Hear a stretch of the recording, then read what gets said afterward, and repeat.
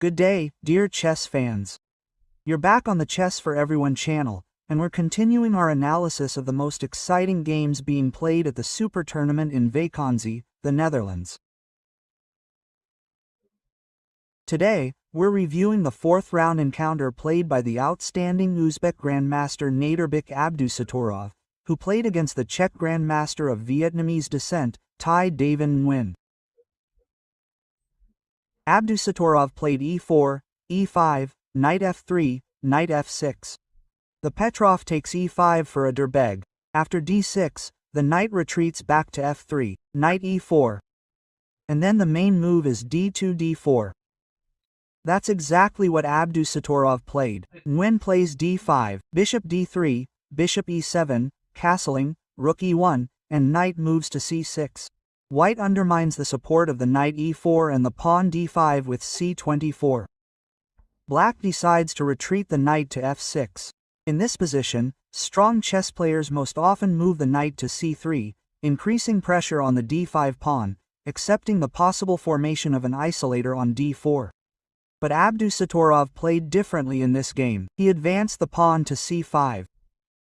Nadirbek captures space on the queenside, but at the same time takes the pressure off the d5 pawn, allowing Black to position his pieces comfortably. The bishop is on g4. They are playing with the threat of capturing on d4, so the bishop is on e3 and the knight is on e4. Next, the bishop is on e2, the bishop is on f6, and h3 is on h3. An exchange on f3 occurs, and Black attacks the pawn with b6. White moves the knight to d2.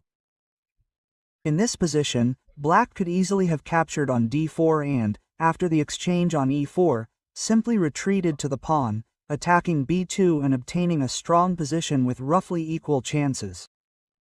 But Nguyen decided to play differently. Without capturing on d4, he strengthens the e-knight with the e8 rook. White plays the b3 knight, and the d4 pawn is protected again. The same applies to the c pawn. But Black begins to actively play his pawns on the queenside, playing a5 after the c1 b5 rook, and the white rook is resting on the c5 pawn.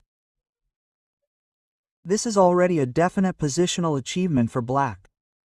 Abdusattorov understands perfectly well that the b3 knight won't hold for long, so he unhesitatingly places it in the corner of the board with the goal of moving it to c2.